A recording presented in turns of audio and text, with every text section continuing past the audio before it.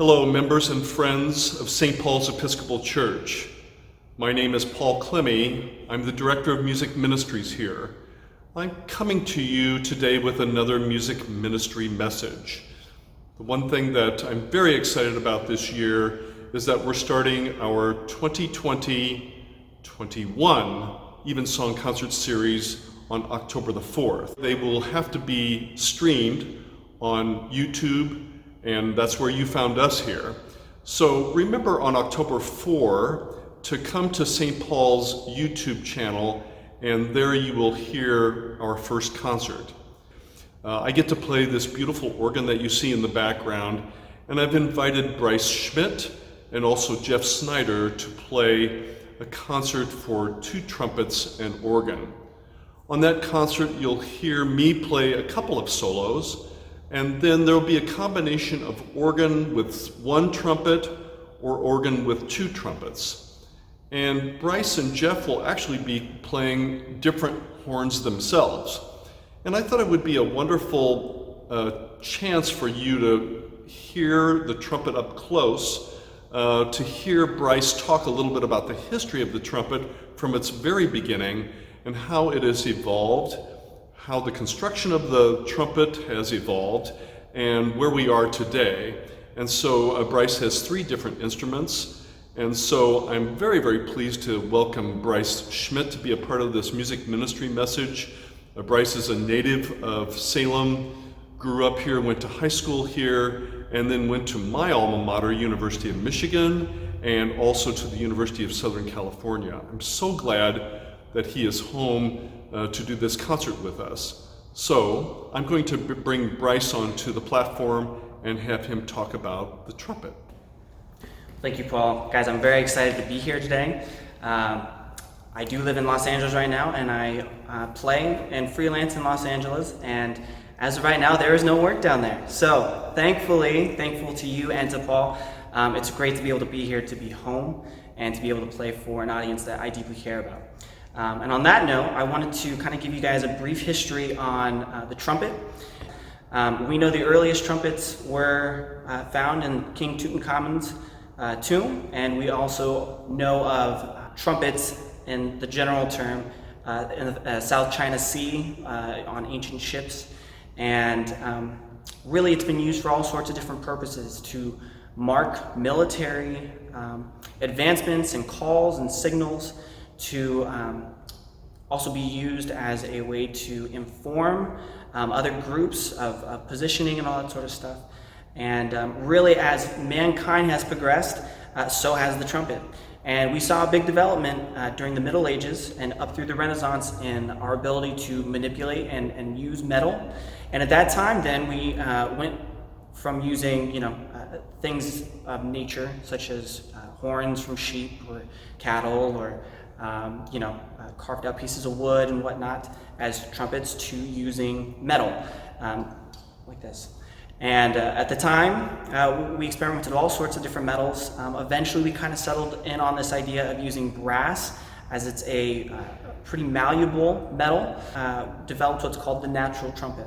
And the Natural Trumpet was a trumpet that was valveless. It didn't have any valves, so it was based on a harmonic series depending on the length of the tubes that we used. So you couldn't change keys. You were very limited in the pitches that you were able to use. But it was a huge jump for us in the musical world, in that now we had a usable sound for a quote-unquote orchestra, the beginning of a modern-day orchestra. And at that time, since we didn't have valves, we would manipulate pitches using our lips a lot of times, manipulating the airstream. And that would cause us to, while maybe not have the most beautiful of sounds or picturesque sound, it would allow us to move up and down the harmonic series and find little notes that we could, squeeze in here and there. And that was very, very prominent for all the Baroque pieces. Very famous pieces like the Hummel Trumpet Concerto, the Haydn Trumpet Concerto, and the Neruda actually as well. All of those were based on the natural trumpet. And we've actually kind of seen a resurgence in the popularity of the natural trumpet, and today it's kind of become a very cool thing to do in Baroque orchestras. And if you are very curious about that, I don't have one with me, but you are not going to have any problem searching that on YouTube. Around 1814 is when we see the first developments of the valve.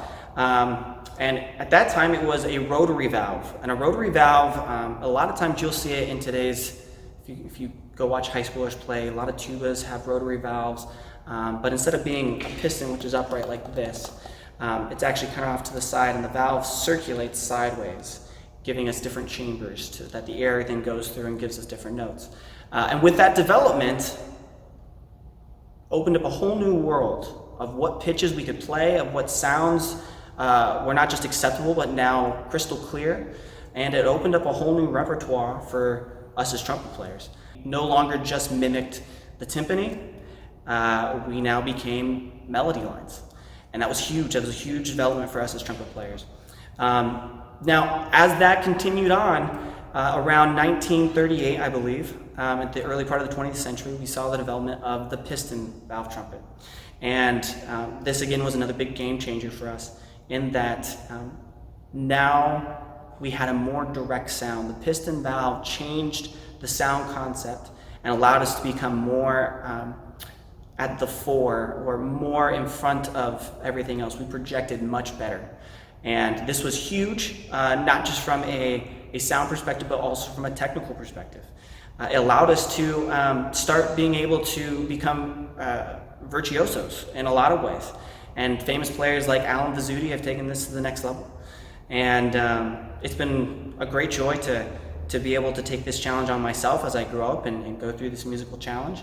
But I thought I'd take this time to just kind of demonstrate the three horns that I have here. And so the horn I'm holding here, it's the smallest horn of the trumpet family. It's called the Piccolo Trumpet. And I believe I grabbed my A pipe. We use this actually a lot of times in Baroque instruments, or Baroque music.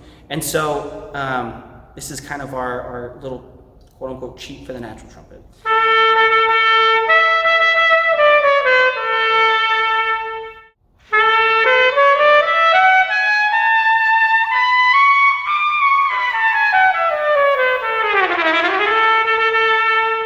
So this trumpet actually operates about an octave higher from what we all know as the B-flat trumpet. It allows the high range to be a little more comfortable. It doesn't make it very comfortable, period, because it doesn't matter what horn you're playing, high is still high. But it does make it just a little bit more manageable to kind of navigate all these things.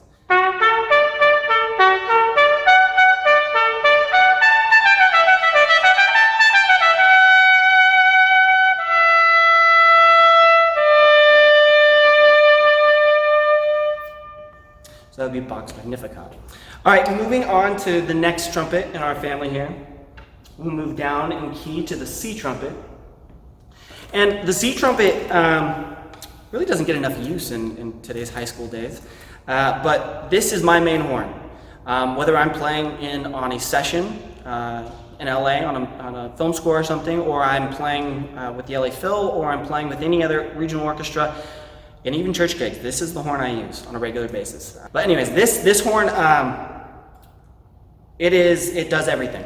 It has a really nice, slightly more brilliant sound than the B-flat trumpet, which helps us kind of, stick out in a very thick orchestration. But it also has the balance of, having it's not too small that the sound still has darker timbres to it and darker colors.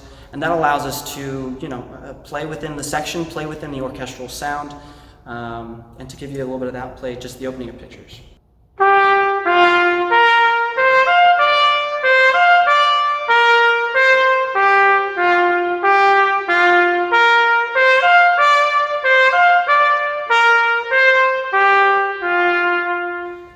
And then as we move on down here, we move over to the B-flat trumpet. And in today's day and age, if you are a high school player or you played in high school, this is absolutely the horn you used. Today, I still use this horn in orchestras. I still use it in sessions, not as frequently as my C trumpet. It's used all the time in jazz playing, pop playing. A lot of great pop players use it. So it really depends on the vein of music you go into that kind of determines the horn that you use. It's a very versatile horn. You can do a lot of things with it. And just to kind of show you what it sounds like. It's, again, very similar to C trumpet, but we'll just play a little ditty here.